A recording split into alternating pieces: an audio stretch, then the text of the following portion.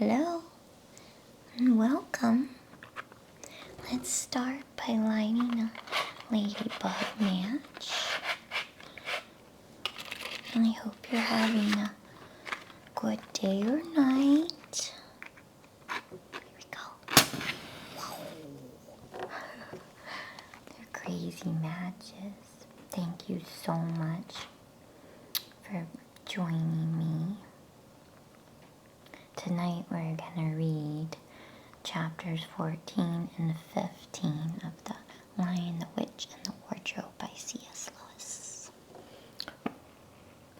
And you might notice that the sound quality is better tonight, and it's because I'm using better speakers. So hopefully that will be a better experience for you. So we have 2 more sessions of this book. Tonight we're going to read 14 and 15, and then next week it's 16 and 17, and we're going to be done. And I hope you've enjoyed this story. I never read this book growing up, but my sister absolutely loved it, and it's been a true pleasure to share this story with you. So let's get started. The Triumph of the Witch. As soon as the witch had gone, Aslan said, "We must move from this place at once. It will be wanted for other purposes. We shall camp tonight at the fords of Beruna." Of course, everyone was dying to ask him how he had arranged matters with the witch, but his face was stern and everyone's ears were still ringing with the sound of his roar, and so nobody dared. After a meal, which was taken in the open air on the hilltop, for the sun had got strong by now and dried the grass, they were busy for a while taking the pavilion down and packing things up. Before 2 o'clock, they were on the march and set off in a northeasterly direction, walking at an easy pace, for they had not far to go.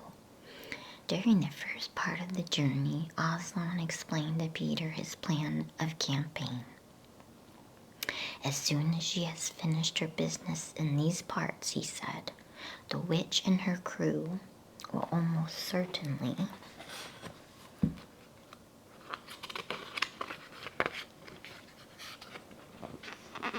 fall back to her house and prepare for a siege. You may or may not be able to cut her off and prevent her from reaching it."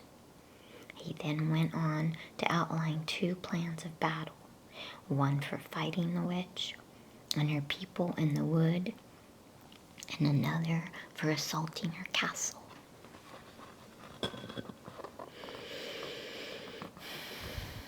And all the time, he was advising Peter how to conduct the operation, saying things like, "You must put your centaurs in such and such a place," or "You must post scouts to see that she doesn't do so and so." Till at last Peter said, "But you will be there yourself, Aslan." "I can give you no promise of that," answered the lion, and he continued giving Peter his instructions. For the last part of the journey, it was Susan and Lucy who saw most of him. He did not talk very much and seemed to them to be sad. It was still afternoon when they came down to a place where the river valley had widened out, and the river was broad and shallow. This was the fords of Beruna, and Aslan gave orders to halt on this side of the water. But Peter said, "Wouldn't it be better to camp on the far side for fear she should try a night attack or anything?" Aslan, who seemed to have been thinking about something else, roused himself with a shake of his magnificent mane and said, "Eh? What's that?" Peter said it all over again. "No," said Aslan in a dull voice, as if it didn't matter. "No, she will not make an attack tonight." And then he sighed deeply. But presently he added, "All the same, it was well thought of. That is how a soldier ought to think, but it doesn't really matter. So they proceeded to pitch their camp. Aslan's mood affected everyone that evening. Peter was feeling uncomfortable too at the idea of fighting the battle on his own. The news that Aslan might not be there had come as a great shock to him. Supper that evening was a quiet meal. Everyone felt how different it had been last night or evening that morning. It was as if the good times, having just begun, were already drawing to their end. This feeling affected Susan so much that she couldn't get to sleep when she went to bed. And after she had lain counting sheep and turning over and over, she heard Lucy give a long sigh and turn over just beside her in the darkness. "Can't you get to sleep either?" said Susan. "No," said Lucy. "I thought you were asleep." "I say, Susan." "What?"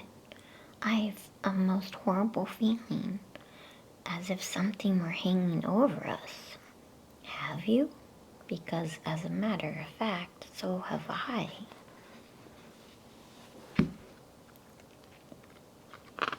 I'm sucking on a cough drop, in case you're wondering what that extra sound is.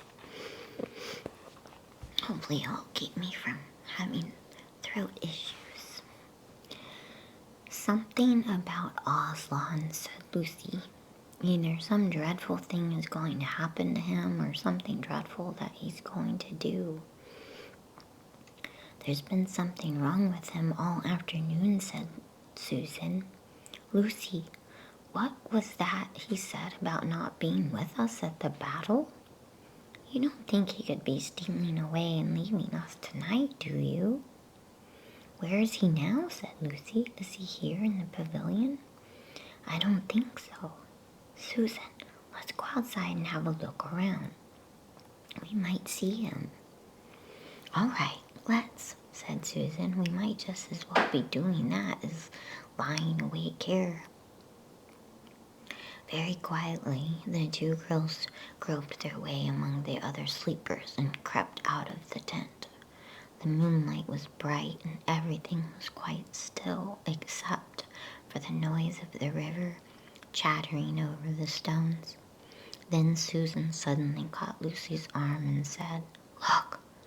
On the far side of the camping ground, just where the trees began, they saw the lion slowly walking away from them into the wood. Without a word, they both followed him. He led them up to the steep slope out of the river valley and then slightly to the right, apparently by the very same route which they had used that afternoon in coming from the hill of the stone table. On and on he led them into dark shadows and out into pale moonlight, getting their feet wet with the heavy dew. He looked somehow different from the Aslan they knew. His tail and his head hung low, and he walked slowly, as if he were very, very tired. Then, when they were crossing a wide open place where there were no shadows for them to hide in, he stopped and looked around. It was no good trying to run away, so they came toward him. When they were closer, he said, "Oh, children, children, why are you following me?" "We couldn't sleep," said Lucy, and then felt sure that she need say no more and that Aslan knew all they had been thinking. "Please, may we come with you wherever you're going?" asked Susan. "Well," said Aslan, and seemed to be thinking. Then he said, "I should be glad of company tonight. Yes, you may come, if you will promise to stop when I tell you. And after that, leave me to go on alone." "Oh, thank you, and we will," said the two girls. Forward they went again, and one of the girls walked on each side of the lion. But how slowly he walked! and his great royal head drooped so that his nose nearly touched the grass. Presently he stumbled and gave a low moan. "Aslan! Dear Aslan," said Lucy, What is wrong? Can you tell us? Are you ill, dear Aslan?" asked Susan.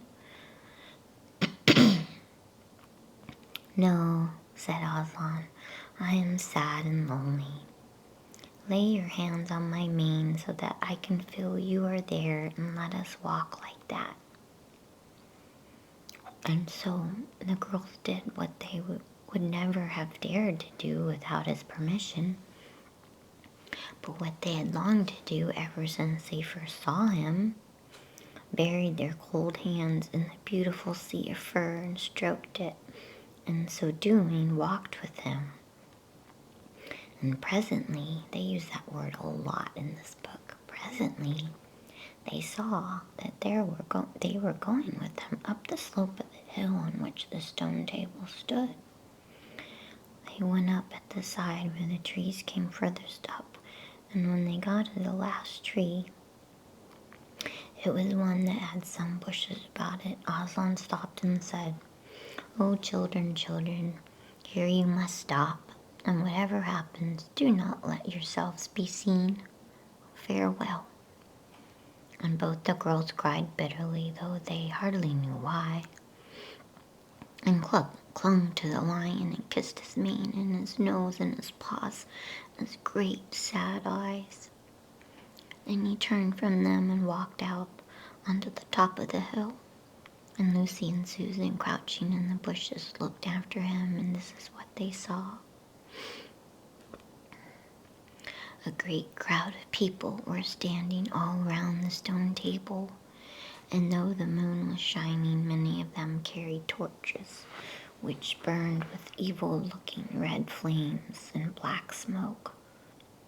But such people, ogres with monstrous teeth, and wolves, and bull-headed men, spirits of evil trees and poisonous plants, and other creatures whom I won't describe, because if I did, the grown-ups would probably not let you read this book.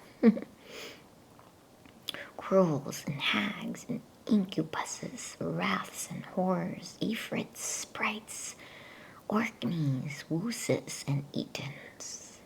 In fact, here were all those who were on the witch's side, and whom the wolf had summoned at her command, and right in the middle, standing by the table, was the witch herself.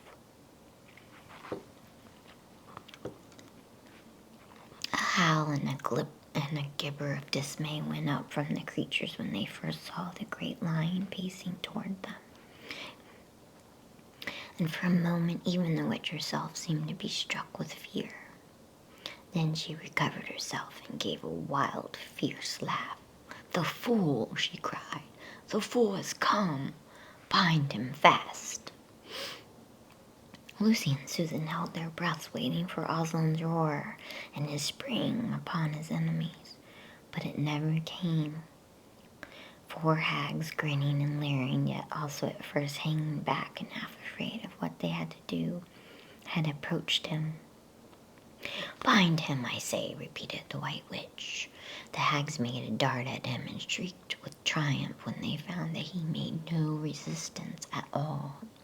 Then others, evil dwarves and apes, rushed in to help them, and between them they rolled the huge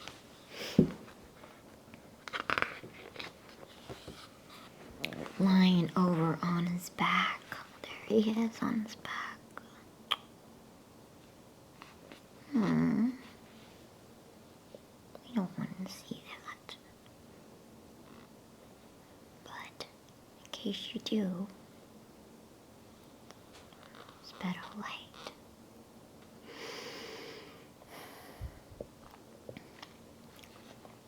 Lying over on his back and tied all his 4 paws together, shouting and cheering as if they had done something brave. Though had the lion chosen one of those paws, could have been the death of them all. but he made no noise, even when the enemies, straining and tugging, pulled the cords so tight that they cut into his flesh. Then they began to drag him toward the stone table. "Stop," said the witch. "Let him first be shaved." Another roar of mean laughter went up from her followers as an ogre with a pair of shears came forward and squatted down by Aslan's head. Snip, snip, snip went the shears, and masses of curling gold began to fall to the ground. Then the ogre stood back, and the children, watching from their hiding place, could see the face of Aslan looking all small and different without its mane. The enemies also saw the difference. "Why, he's only a great cat after all," cried one. "Is that what we were afraid of?" said another. And they surged round Aslan, jeering at him, saying things like, "Puss, puss, poor pussy, and how many mice have you caught today, cat? And would you like a saucer of milk, pussums?" "Oh, how can they?" said Lucy, tears streaming down her cheeks. The brutes, the brutes. For now that the first shock was over, the shorn face of Aslan looked to her braver and more beautiful.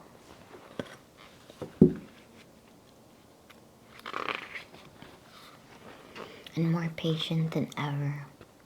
"Muzzle him," said the witch. And even now, as they worked out his face, putting on the muzzle, one bite from his jaws would have cost 2 or 3 of them their hands, but he never moved, and this seemed to enrage all that rabble. Everyone was at him now. Those who had been afraid to come near him even after he was bound began to find their courage, and for a few minutes the 2 girls could not even see him. So thickly was he surrounded by the whole crowd of creatures, kicking him, hitting him, spitting on him, jeering at him. At last the rabble had had enough of this. They began to drag the bound and muzzled lion to the stone table, some pulling and some pushing. He was so huge that even when they got him there, it took all their efforts to hoist him onto the surface of it. Then there was more tying and tightening of cords. The cowards, sobbed Susan. Are they still afraid of him, even now? When once Aslan had been tied, and tied so that he was really a mass of cords on the flat stone, a hush fell on the crowd. 4 hags holding 4 torches stood at the corners of the table. The witch bared her arms as she had bared them the previous night when it had been Edmund and said Aslan. Then she began to whet her knife. It looked to the children when the gleam of the torchlight fell on it as if the knife were made of stone, not of steel, and it was of a strange and evil shape. At last she drew near. She stood by Aslan's head. Her face was working and twitching with passion, but his looked up at the sky, still quiet, neither angry nor afraid, but a little sad. Then, just before she gave the blow, she stooped down and said in a quivering voice, "And now, who has won? Fool, did you think that all this you would save the human traitor? Now I will kill you instead of him, as our pact was, and so the deep magic will be appeased. But when you are dead, what will prevent me from killing him as well? And who will take him out of my hand then? Understand that you have given me Narnia forever. You have lost your own life, and you have not saved his. In that knowledge, despair and die." The children did not see the actual moment of the killing. They couldn't bear to look and had covered their eyes. Sad. Aslan's gone.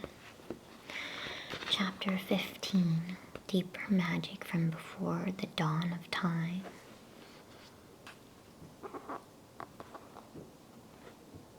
That's a cool picture.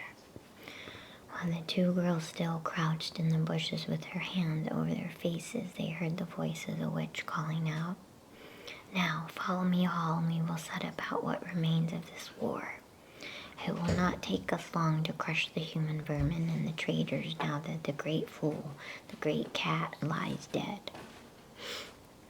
At this moment the children were for a few seconds in very great danger, for with wild cries and a noise of skrilling pipes and shrill horns blowing, the whole of that vile rabble came sweeping off the hilltop and down the slope right past their hiding place. They felt the spectres go by them like a cold wind, and they felt the ground shake beneath them under the galloping feet of the minotaurs. And overhead there went a flurry of foul wings and a blackness of vultures and giant bats. And at any other time, they would have trembled with fear. But now the sadness and shame and horror of Aslan's death so filled their minds that they hardly thought of it. As soon as the wood was silent again, Susan and Lucy crept out onto the hilltop. The moon was getting low, and thin clouds were passing across her, but still they could see the shape of the lion lying dead in his bonds, and down they both knelt in the wet grass and kissed his cold face and stroked his beautiful fur, what was left of it, and cried till they could cry no more. And then they looked at each other and held each other's hands for mere loneliness and cried again. And then again were silent. At last Lucy said, "I can't bear to look at that horrible muzzle. I wonder, could we take it off?"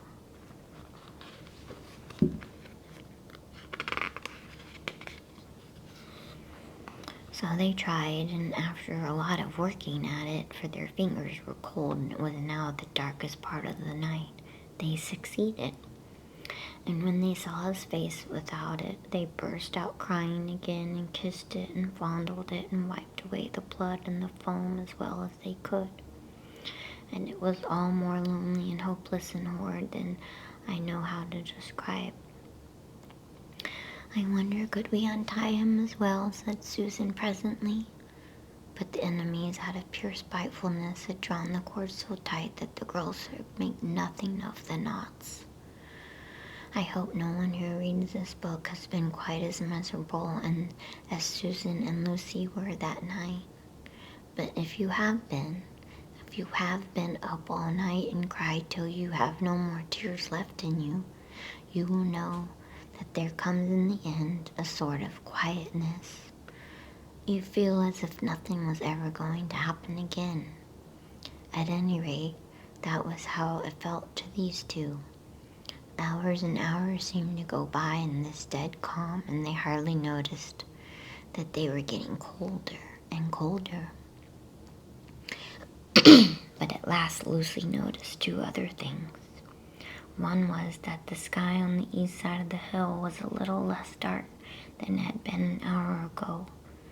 The other was some tiny movement going on in the grass at her feet. At first she took no interest in this. What did it matter? Nothing mattered now.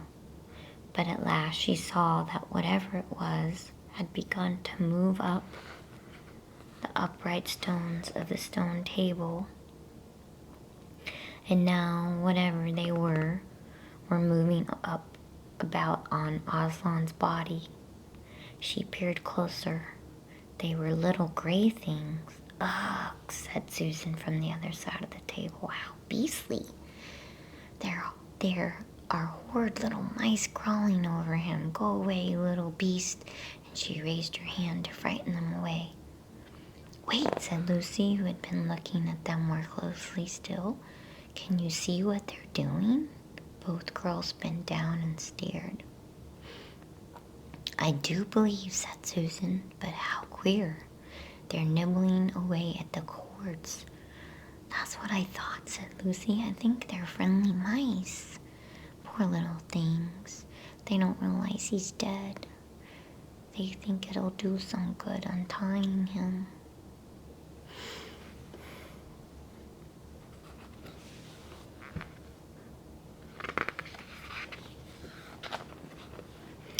quite definitely lighter by now. Each of the girls noticed for the first time the white face of the other. They could see the mice nibbling away, dozens and dozens, even hundreds of little field mice, and at last, one by one, the ropes were all gnawed through. The sky in the east was whitish by now, and the stars were getting fainter.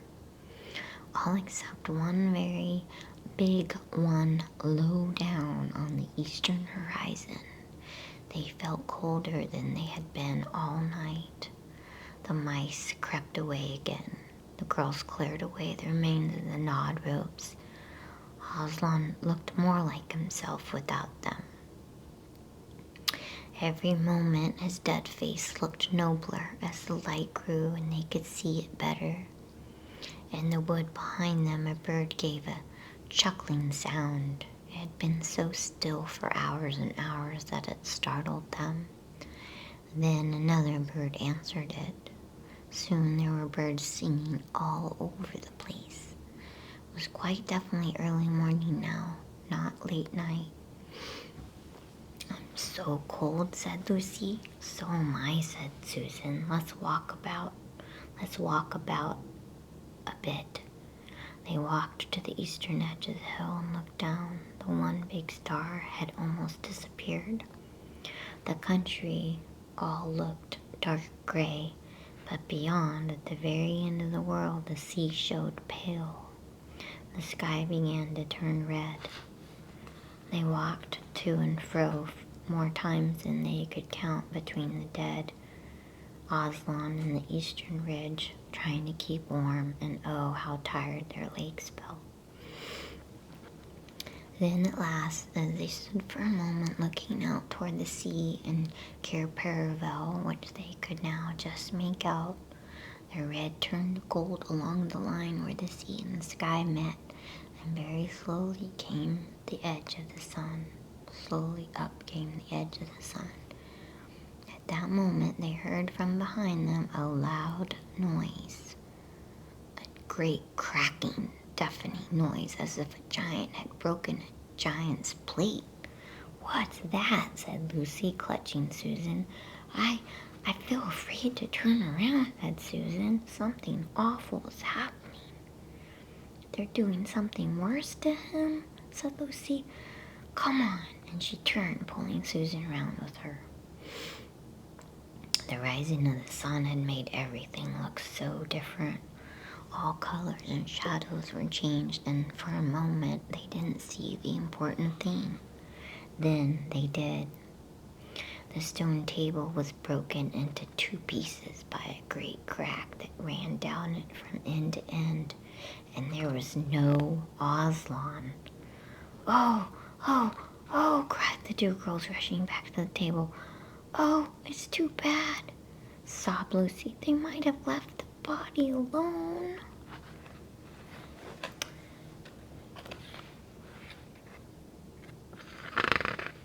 "What happened to his body?" "Who's done it?" cried Susan. "What does it mean? Is it more magic?" There's the stone table cracked in two. And the pink sky. "Yes," said a great voice behind their backs. "It is more magic."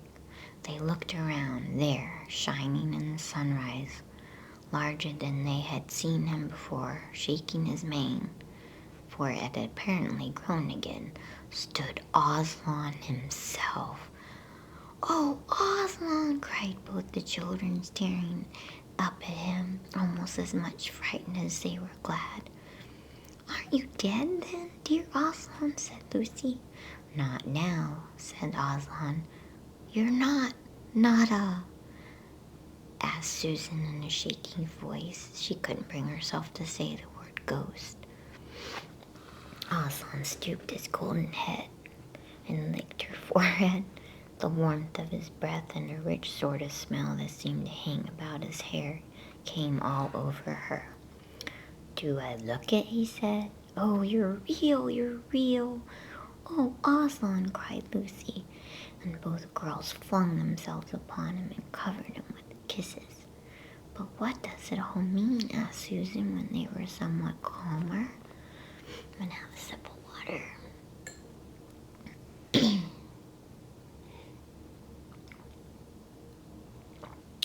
Thank you so much for being here.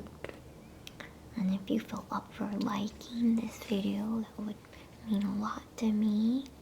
If you want to leave a comment, I would love that too. So I appreciate you. Okay, back to the story.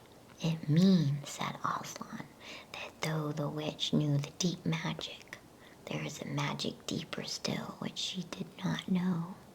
Her knowledge goes back only to the dawn of time. But if she could have looked a little further back into the stillness and the darkness before time dawned, she would have read there a different incantation.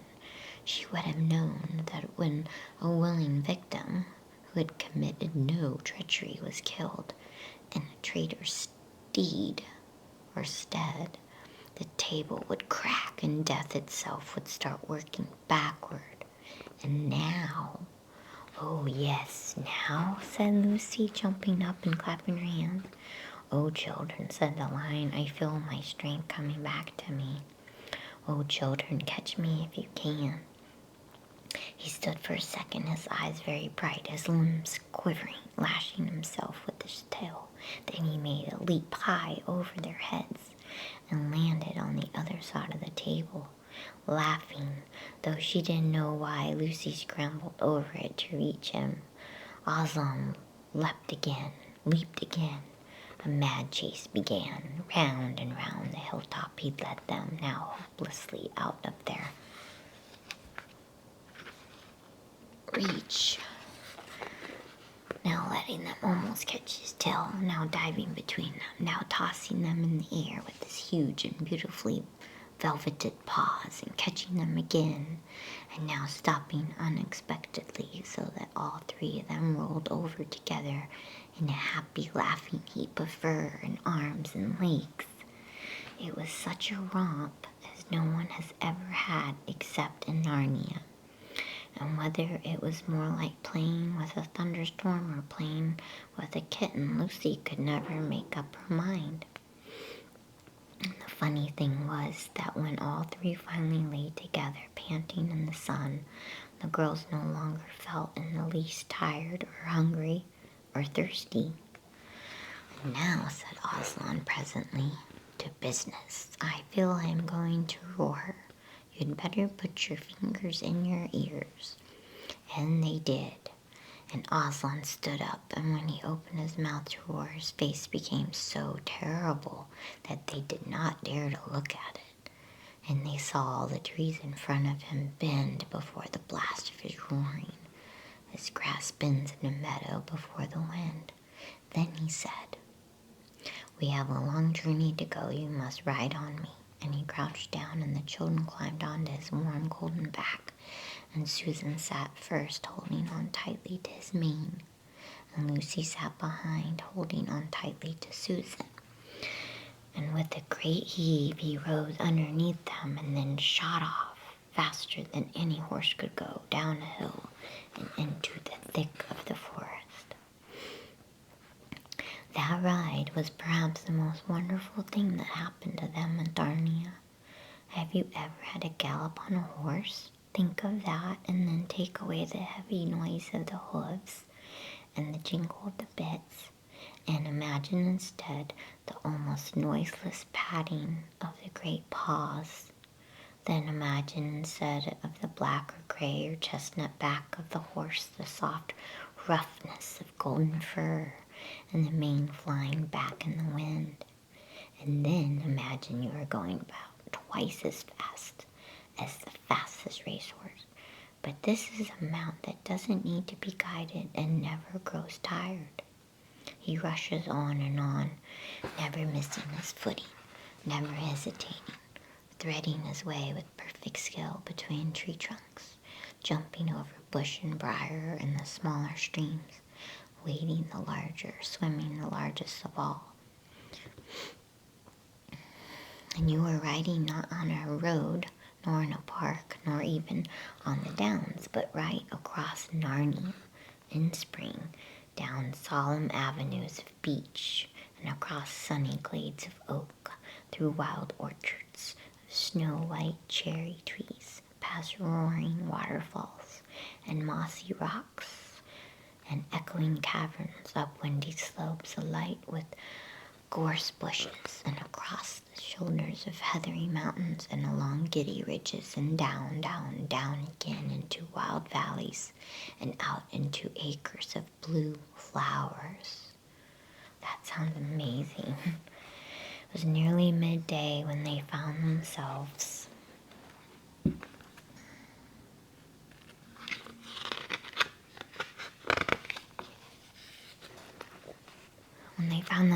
looking down a steep hillside at a castle, a little toy castle it looked from where they stood, which seemed to be all pointed towers. But the lion was rushing down at such a speed that he grew larger every moment, and before they had time even to ask themselves what it was, they were already on a level with it. And now it no longer looked like a toy castle, but rose frowning in front of them. No face looked over the battlements, and the gates were fast shut, and Aslan, not at all slacking his pace, rushed straight as a bullet toward it. "The witch is home," he cried. "Now, children, hold tight." Next moment the whole world seemed to turn upside down, and the children felt as if they had left their insides behind them, for the lion had gathered himself together for a greater leap than any he had yet made, and jumped, or you may call it flying rather than jumping, right over the castle wall. The two girls, breathless but unhurt, found themselves tumbling off his back in the middle of a wide stone courtyard full of statues. So that's it for tonight, and next week we're gonna finish.